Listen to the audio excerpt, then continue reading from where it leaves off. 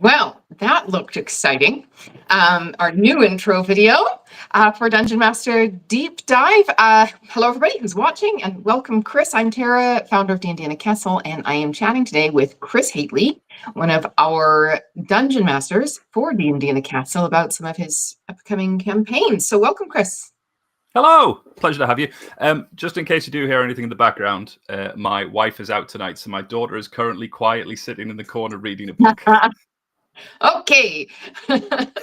Well noted. Well noted. We're all living our best lives here. Very good. So, Chris, you've been on recently on our Dungeon Master Deep Dives, or DM Deep Dive, but you are so popular. You're in so many things that we have to talk to you about all of the things. So, this week we are revealing that you are the Dungeon Master for Hardcore Mode again in the fall. So Dungeon Master of choice for Hardcore Mode. For those watching, I'll just share the story of how that happened, is that our guests specifically requested that Chris be their Hardcore Mode Dungeon Master. And so at that request, we brought them in for them to be able to sign up to play with him. And so that is a note. If there was somebody you would like to game with, please send us a message. We can make that happen at a D&D Castle event, given enough notice. So that's cool. So you're running Hardcore Mode again in the fall, this time in our long-standing castle, which we're calling Castle Grimsara. This is the one that our previous videos have all been featuring, big medieval fortress in the northeast of England. So Chris, before we get into your campaign in particular, let's talk a little bit about dungeon mastering at D&D Castle. You've done this a few times now. What has it been like? It's been different. I've been so as a little bit of context, I've been DMing for 5th edition for about 10 years now. In fact, closer to 11, I think now. And I've run for a lot of different groups and a lot of public groups, and I've had some fabulous players. What I have not had is very defined time limits and people who've been paying to be there, and that's been a real eye opener. Both in terms of having to craft a story that fits within those very specific time constraints, and also having players that I've said this before in, I think, both of my previous deep dives, players that are so invested and so what I'm looking for, just having that initial buy-in from the word go is such a unique thing that playing with some of my regular home groups doesn't necessarily have. Playing with really committed on public groups hasn't had. As a DM, it's a truly unique experience for me, anyway. Great, and you have also run one-shots at the castle for some time. You're kind of the poster child and the dream come true for so many people that we hear from who are interested in becoming dungeon masters at D&D Castle, and you sort of organically grew into that role. So how is it running one-shots and then running a game and then running hardcore mode, which is sort of like a gradient of types of experiences? It mostly terrifying. Just being around such august company, having some of those players at your table. My first ever one shot at D&D in a castle, I had Guy Sklanders just sat down and started playing first edition Dungeons and Dragons with me. And that's kind of what I like. I DM my best when I'm terrified of everything that could possibly happen. It keeps me sharp. So play the one shots. Oh, hello. I'm just going to get a okay. small box. Go on then. Sorry about that. What was I talking about? Yes.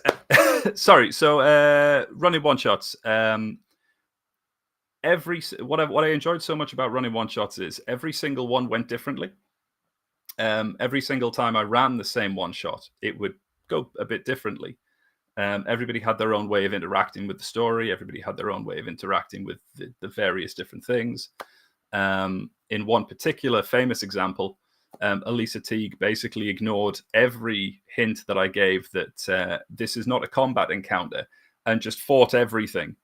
While the next group built an actual pipe bomb out of things that I had just kind of explained were there. It's a wild ride. You never know what's going to happen, and you kind of have to be ready to DM from the seat of your pants. As for moving into the campaigns, I found a lot of that translated well, but the emotional core that kind of built around that in that group or in those groups, the willingness to kind of step aside so other people could have their moment and to build other people's moments and other people's characters, and the selflessness of a lot of the players for each other. Even though you saw flashes of it in the one shots, that was really eye-opening. That was a different type of game for me. As for hardcore mode, I'm going to learn what stamina I've got. I'm excited. I'm terrified. Like I say, I tend to DM better when I'm terrified anyway. So this hardcore mode should be the best game I've ever run. Well, you say you're terrified to run hardcore mode. I think you've done harder things at D&D in a castle. You have run, I think once you've run hardcore mode, which you're doing this summer, and then coming back again in the fall, and we'll get to that campaign in just a moment. You've also run Chronicle mode, which I think you'll have talked about a little bit. But just for the completeness of the picture and the context, you ran a Chronicle mode, which is 2 rounds back-to-back of a single campaign. Yeah. So that's just sort of double the length of the campaign, which is a thing unto itself in terms of preparing in that timed business. You have double the time to sort of fill and balance. But it was a special campaign because it was on the 50th anniversary of D&D. We decided, I think it was your idea. It was. So you did it to yourself, Chris, to do all of the editions. So playing in a different edition each day. And so I have to think, I know you're a longtime wargamer of all descriptions and a longtime D&D player, dungeon master. You've done a lot of dungeon mastering in your life. But what was that experience like? That particular Chronicle mode that you did? Oh, it was a once-in-a-lifetime thing in both a good and a bad way. It was the most stressful game I've ever run because, like you say, we every single day we had a different edition. 4 out of 6 of them I'd actually run properly before, and 2 of them I hadn't. So I had to I was learning to DM them in the run up to the event. It was. It was an excellent experience. I owe my players an awful lot. Go on, man. Go on, sweetheart. Go. What was I saying? So I learned an awful lot. Every bit as much as the players did. They were fabulous in how willing they were to jump into the history of the game, which is kind of what the campaign was about. But they were every bit as interested in the history as anything else. We'd take little sidebars during the game to talk about why these little artifacts in old school D&D, to take an example, dwarves in early D&D could tell you if you were walking down an incline, and nobody really knows why. Until you find out that an early trap was to have a very, very slight incline that would lead you down into a lower level of the dungeon where there would be harder monsters to kill. And that's something DMs would do to trick unwary players. And at that point, it switches something in their head. Oh, that makes sense. Of course Right. we have that. Like, that's really useful. And I think the game had the potential to kind of not know where it lay, if it was a history lesson or if it was a D&D campaign. And I think the group of players that I got for that were perfect. And they seamlessly flowed between that history lesson and that like really impactful campaign. It was it was a really special experience that I don't think I'll ever choose to do again. Well, I think people made some wonderful memories in that campaign. It was certainly very popular. It sold out. It was so popular we had to open up another one with an additional dungeon master to run another chronicle mode. So I think people were really excited to play in that campaign. Would you run any of those editions again at the castle? Absolutely. Do you think? Which ones do you Absolutely. think were the ones you would be most excited to run again for that kind of campaign? I mean, not necessarily chronicle mode, but for a D&D in a castle campaign. My favorites are all old school D&D. Like 1974 white boxes, I'm a huge fan of. First edition D&D is an illegible mess of a rule system, but I love it to bits. And a D&D basic, like Holmes basic, Mensa, the other one's escaping me at the moment. Basic expert, basically. I'd run any of them, like in a heartbeat. Nice.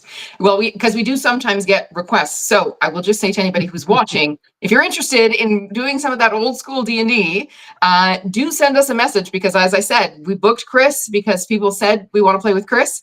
And so we said, we want to give the people what they want. So let's get them Chris, because that's what the people want. So if you're thinking, you know what, I'd love to play a 1E or, AD&D or one of those or basic, send us a note and let us know, and we will make it happen one way or another with Chris, or probably with Chris. But there are others too. But Chris is probably one of our most sort of flexible dungeon masters. Seems like every time we think of something, we're like, who could do that? We're like, I bet Chris could do that.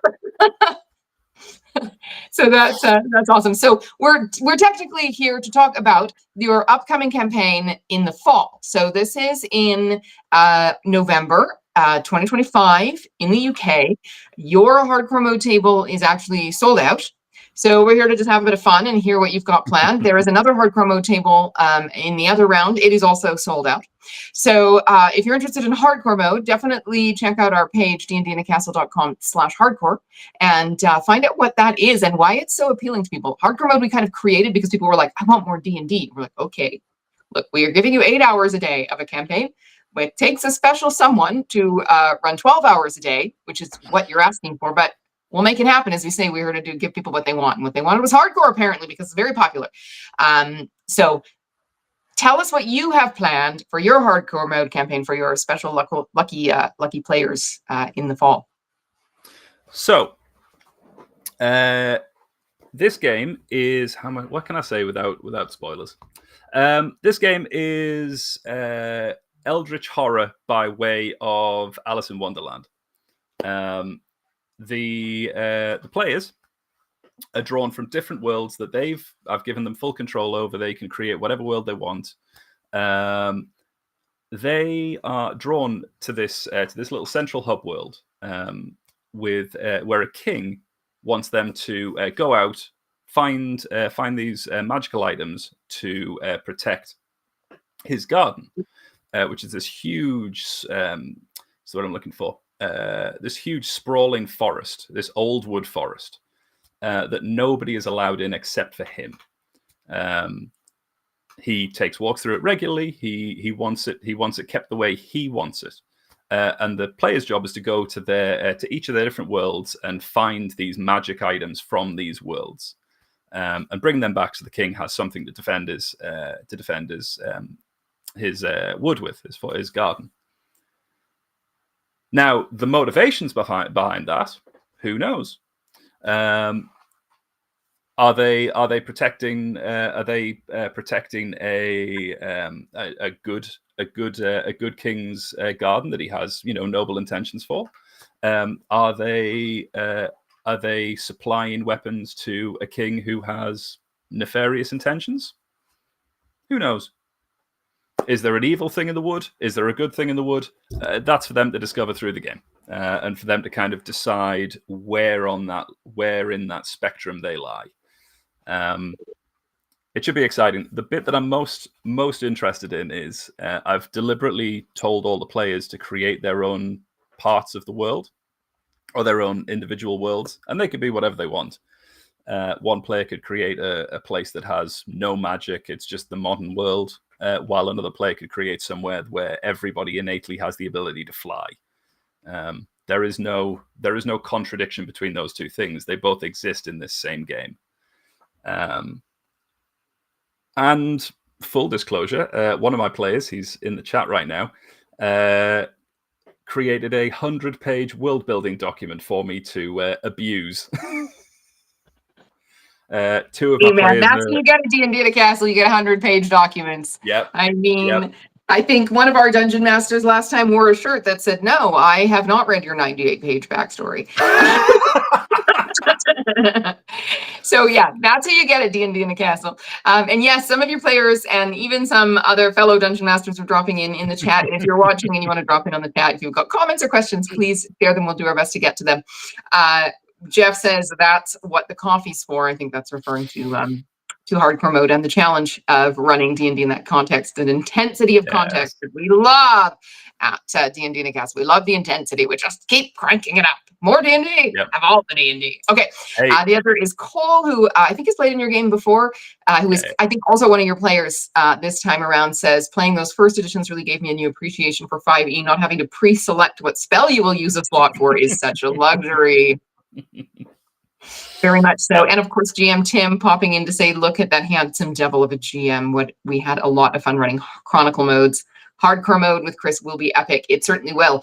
And we also, Jeff says, sorry, referring to backstory about, that's who wrote the 100-page world building document. Thanks, Jeff. Yes, it is. Thanks anyway for the 100-page document.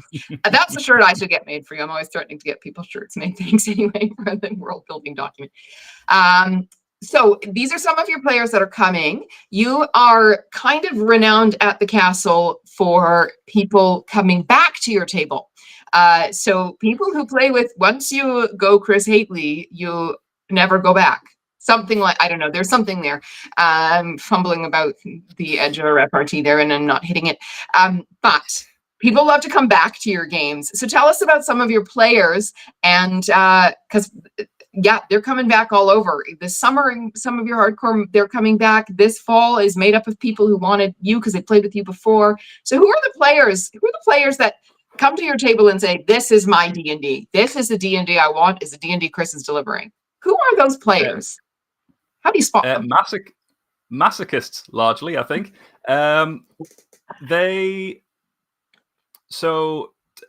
thing I've been very, very lucky with, from my experience, is that my players have all been very open to the nonsense that I prepared for them, and the nonsense that each of them has created themselves. They've like I said before, they've all been really happy to kind of dive into each other's backstories, to help each other, to build real friendship groups at the table. And that's one thing I really noticed was after the event, they didn't just kind of drift apart and never talk to each other again. My original youth table still have a game that they play when they're all available, that one of the other players runs. My Chronicle mode table still play together. I still DM for them as like a continuation of the game that we played at D&D in a Castle. And it's seeing that community and seeing those friendships form almost instantly is wonderful. It's absolutely wonderful. As for what type of player they are, they're actually kind of similar. Or the two groups are kind of similar because you've got a little bit of that kind of more mechanical side of things that are looking at what the rules say about the character and how they can kind of use that most efficiently, while still having a real love for the narrative. And then you've got the players who are there just to help other people. What's the word I'm looking for? They facilitate the other players at the table. and kind of find their fun in other people enjoying themselves and, you know, getting what they want out of their character. And then we've got the nonsense player in both groups, the ones who play the most madcap thing you could possibly imagine and do everything they can to break me. I bet I could say their name, except I won't for privacy reasons. I think I know who that is. Oh yes. No, they're great. I'm part of me would love to play with new players. I'm so glad that I've got the opportunity to do in spring. But I love that I get to reunite with two of my youth table players in a couple of weeks' time. I love that I get to reunite with most of my Chronicle mode players in November. It should be a lot of fun. I'm looking forward to what that dynamic looks like with everybody at the table already knowing each other and just being able to instantly drop into that relationship again. Yeah. So for those watching, if you like the sound of a sort of mechanical game that's still complete nonsense, that you know, we put this. Then Chris is probably your DM. You want to hit your DM with everything you can think of and see if you can break them. I feel like Chris might be your DM. And Chris, we'll get into this. We're actually, when we're at the castle, we're going to sit down in person and have a little chat. So there's more chance to chat with Chris and ask all your questions. And I have more questions, and we're going to run out of time before I get to all of them. So I'm going to write them down and ask them to you when we're together at the castle. But we'll be talking then about the spring campaign that you're going to be running next year. So although everything you're running this year is sold out because they're so freaking popular, Chris, everybody wants to play at Chris's table. Next year, however, you do have openings in the spring. In fact, we added a second table because your first table because your returning players were so quick off the top, they picked up all your tickets and nobody was left. So we're like, okay, let's give some more people a chance to play with Chris. So there's a second time around that you'll be going in the spring back in the UK as well. So we'll talk about that in a little more detail about that particular campaign. There is a chance to play with Chris coming up at D&D in a Castle. So if you want to check him out, he's not completely sold out all around, just his hardcore mode campaigns. And I'm really excited to talk about that campaign because it's so much fun, very much dear to my heart, that one. I'll just tease that. We do have a question about hardcore mode. And I also want to ask you a little bit about youth mode too, or just give a little background. Like when I say, you know, who can we hit the hardest as a DM? When we had these youth who wanted to play, or these younger players, and we thought who would be a great DM for running that game. And we were like, you know, some people are great with, you know, kids or whatever. They're not really kids, they're teenagers. But ultimately, we're like, these are hardcore nerdy kids. Like, these aren't, you know, just people who are just kind of surface interested. We're like, who would be able to out-lawyer those rules lawyer kids? You know what I mean? I have kids. I know what they're like. So like, I know who they can't break. That's Chris. So let's get Chris for that game. And I think it was a great decision because they loved that. You guys are so fun, so much fun. We love when they come to the castle, and you guys are so delightful. So I have a question from Jeff. Aside from the extra 12 hours, what opportunities do you think hardcore is going to allow you that you might not have in a normal D&D in a Castle round? That is a really good question. It's something that I've wondered about. One of the selling points is when hardcore mode's brought to you as a DM. One of the things that you're asked about is kind of how can you make this more D&D? It's not just a longer game. There's something more to it. So there's a little bit of that in my head. I don't quite want to give that away, but it is something that's gone through my head. It's kind of how to mess with the mechanics or add mechanics in that are a little bit different and give the game a slightly different vibe. The thing I'm most interested in, the thing that's always interested me about hardcore mode, is the intensity of it. Every other game, you get a chance to leave, you get a chance to, you know, go away, play a one shot, you know, do some other side quests. Hardcore mode, you don't get that. You turn up in the morning, you go and you play D&D, you get your dinner, you play D&D, you get your lunch, other way around, and then you go to bed. There's nothing else. There's just the game. And I've always been interested in kind of weaponizing and manipulating that tension and that intensity of gaming. To the point where I remember talking to Mike about hardcore mode after the first one, and how he was saying they basically turned up at 8 o'clock in the morning with their breakfast, played all the way through the day, ate their meals at the table, and just went until whatever time in the morning that they needed to go to bed.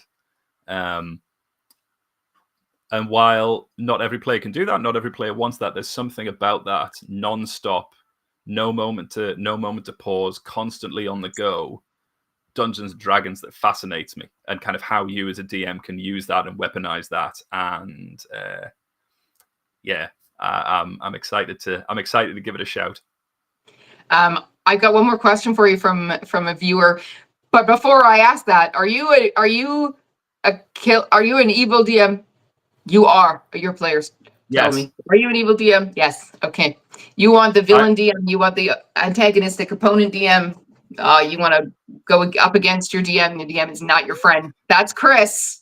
You want somebody to try and break you in return. That's what I think you're getting. But yeah. On that, just to give people like a little bit of context as to the type of DM I am, youth mode. The first ever time I DM'd as a full campaign, I TPK'd my 14-year-old players in session 0 during the prologue.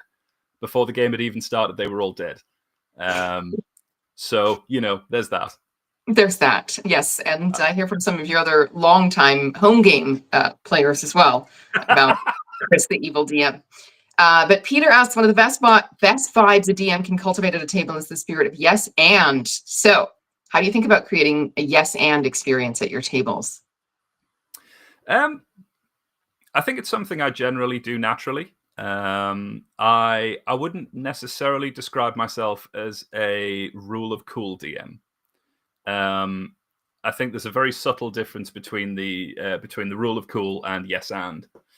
And while don't get me wrong, I'm not going to poo-poo anybody's ideas. I'm not going to sit there and go, sorry, that's a little bit too unrealistic. I do try and let the players get away with a lot of stuff. Without necessarily going, above and beyond into, anime, Crouching Tiger, Hidden Dragon territory, unless that makes sense. Sometimes does in a fantasy setting. How would I say I do that? I like to hoist my players by their own petard. And by allowing them to come up with their own ideas and just kind of sitting back and letting them discuss things between themselves and role play a little bit and come up with their own ideas and ask me stuff. Often I can take what they're wanting to do and that kind of narrative aspect that a lot of them come to the table with and turn it against them like any good wish spell. They think they know what they want, and then you give them what they want, and they very quickly realize that they do not want what they want. Right. Nice. Very nice. Well, listen, we are coming to the end of our time. I have one last question for you, and then I'm going to ask you to take us out. We are talking about your hardcore mode campaign in November 2026 in the UK. That is that's our biggest castle. It's 11 or 12 tables each round. They're 2 back-to-back rounds, and it has a chronicle mode as well, also sold out. Hardcore mode's both sold out, but there are tables at that round that are not yet sold out completely, although they're filling up. Have you had a chance to play with some of those other DMs that are there, and any thoughts about the types of DMs that they are? Off the top of my head, people I know off the top of my head have space.